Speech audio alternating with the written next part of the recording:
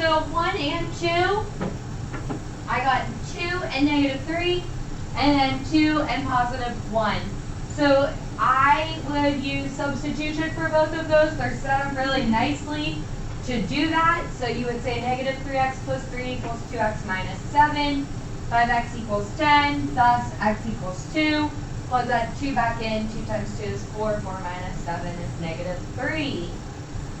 Same with number 2, I would substitute personally based on those numbers. You could subtract the bottom from the top, and then that would have still given you 3y equals 6, y equals 2, x equals 1. And then the last one I would have started to set up for elimination. Okay, and then in 4 and 5, you wanted to get your shading. So x being greater than or equal to 5 would have been a solid line here, shading to the right. And then y is greater than negative 3x plus 6. So you had a positive y-intercept. My line is shaded above, and it is dashed.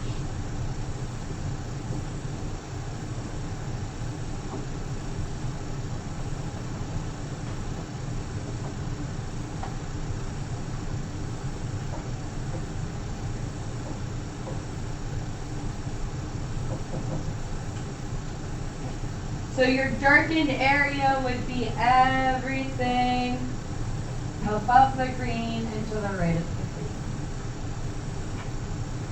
the green. And then in number 5, very similar, y-intercept of 7, negative slope, so going down, solid line, and then shaded below. And then the other line, divide everything by 3.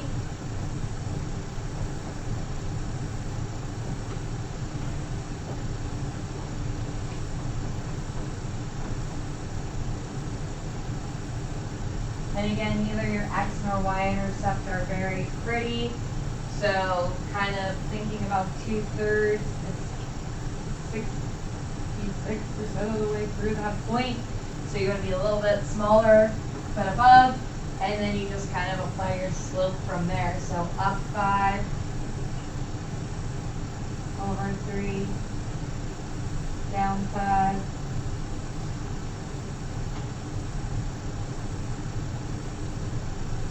Over 3, dash.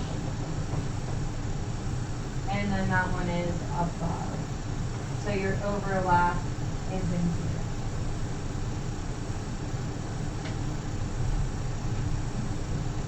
Okay. So that's kind of where we came from. That's 3-2, that's 3-3. So 3-4 is linear programming. That's where we're going. Linear programming is exactly what it sounds to be. You are going to graph linear equations that form a feasible region. You are going to find the vertices of that region. And then we have something that is new. That new piece is called the objective function. The objective function is a quantity for modeling a profit sometimes, for modeling a revenue. So we often call the objective function P. It is going to involve both constraints, but we do not graph it. You do not graph the objective function. You do not graph the objective function. You do not graph the objective function. You only plug into it. You do not graph it. So it's like the day and nighttime cost from the previous problem.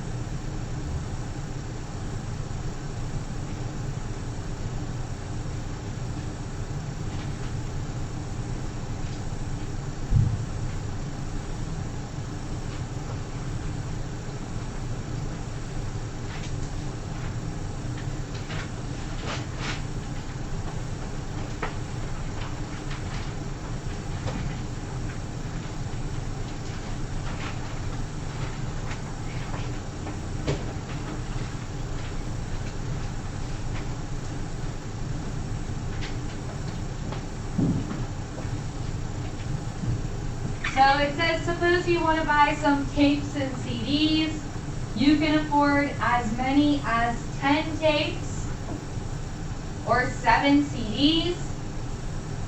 You want at least 4 CDs and at least 10 hours of recorded music.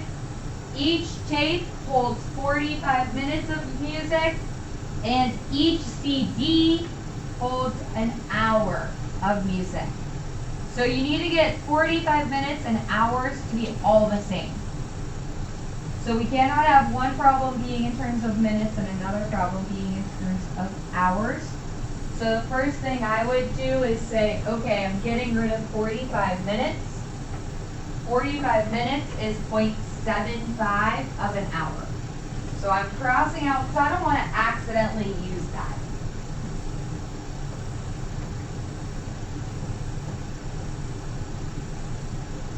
So 45 minutes is 0.75 of an hour. You could also write it as 3/4. So then I need to go with, okay, write a system of inequalities to model my problem. X represents the number of tapes. Y represents the number of CDs. So then I go back and I say, okay, I can afford as many as 10 tapes. So you can't buy a negative number of tapes. Would Jacob Bamberger please report to the office? Jacob Bamberger to the office. So I have to buy between 0 and 10 tapes.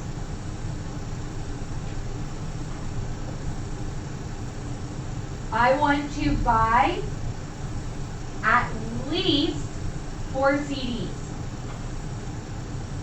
So my Y is CDs. So the least number of CDs I can buy is 4. The most I can buy is 7. So those are considered my constraints. My function has to live between Y being 4 and 7 and X being 0 and 10. So those are given constraints. So 1, 2, 3, 4, 5, 6, 7. So my Y's got to live in there.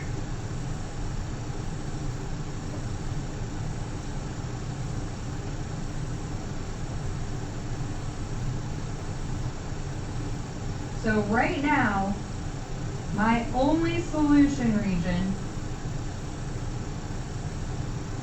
is within that box. So it's already just shrunk down to that box. Now we need to take into account the amount of time.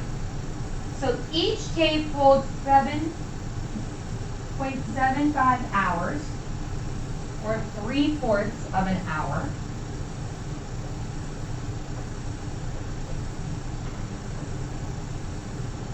Go with red so I can have another color line. Each CD holds 1 hour, so that's 1 Y. And I need at least 10 hours. So the total number of tape hours and the total number of CD hours has to be greater than or equal to 10. Yes. So where does the vertical run?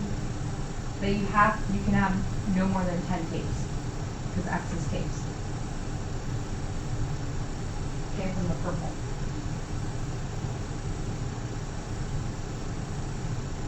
Isn't the line at 10 now? It's at 7 here, vertical. Sorry.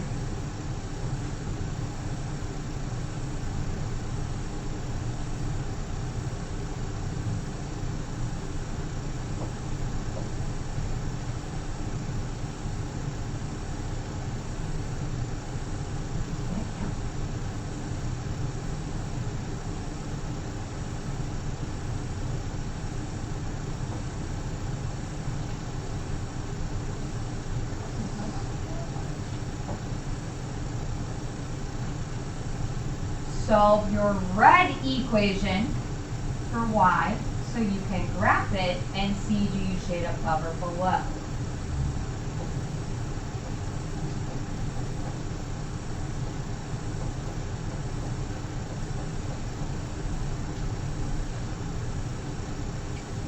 So y-intercept is at 10, slope is negative 3/4. That's why I changed my decimal back to a fraction, because I knew it was going to act as my slope.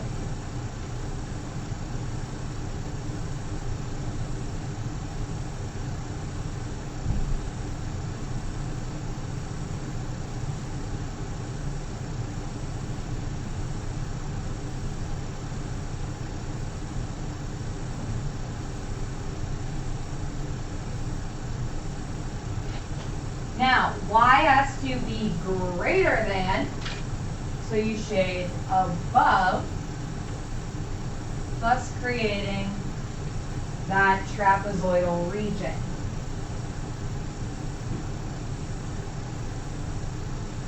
So then it asks, do the following equations satisfy the graph? So you would take each of those points and determine if they're in the graph. 1, 2, 3, 4, 7. Does 4, 7 hit?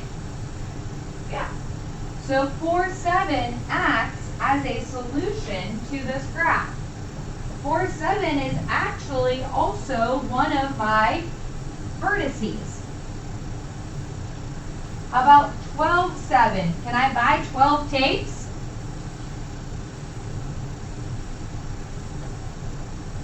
Nope. How about 7, 6? So 7's in that interval, 6 is in the other interval. Now we got to see if they make the red line true.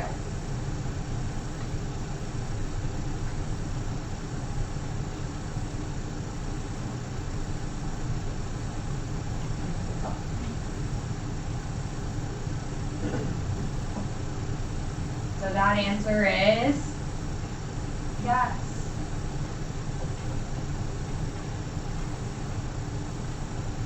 Okay.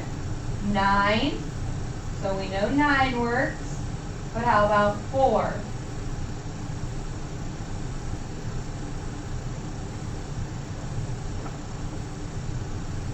And then the last one.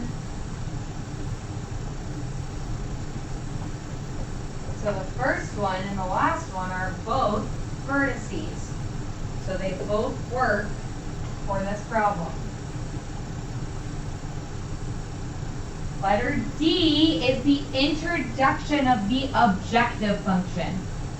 The objective function is the function that is going to minimize or maximize your problem. So it says if you buy tapes at $8 and CDs at $12, write the objection function for the total cost. So the cost function is 8x plus 12y. We're not graphing that. We're going to get answers to it from my graph. So then in part E, it says use the objective function to find the minimum cost and the maximum cost for the CDs you purchase. So the min and the max can only occur at a vertice. So the mins and maxes can only occur at a vertice. So there are only 4 potential values that we can compare. So we are going to compare the coordinates of those 4 vertices in our objective function. So you're going to find the cost at the max corner, the min corner, and my other 2 corners. So we're going to find 4, 7. We're going to find 10, 7. We're going to find 10, 4. And we're going to find 8, 4.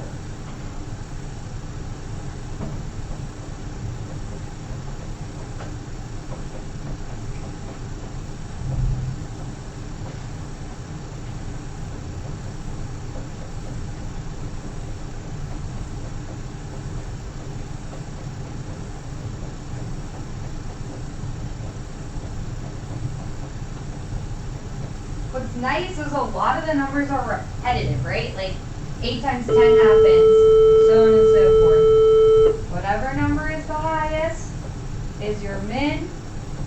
Whatever number is the lowest is your max.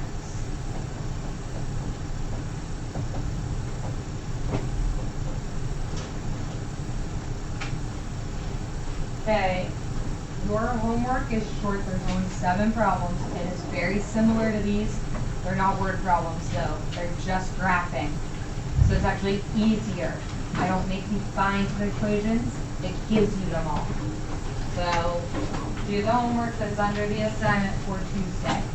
It is all graphing more like this. It's actually easier. Remember, P is the objective function. I don't have to repeat tutoring tomorrow, but if you are struggling, you're probably asked to come here. Or you can find me in Mill. Yeah.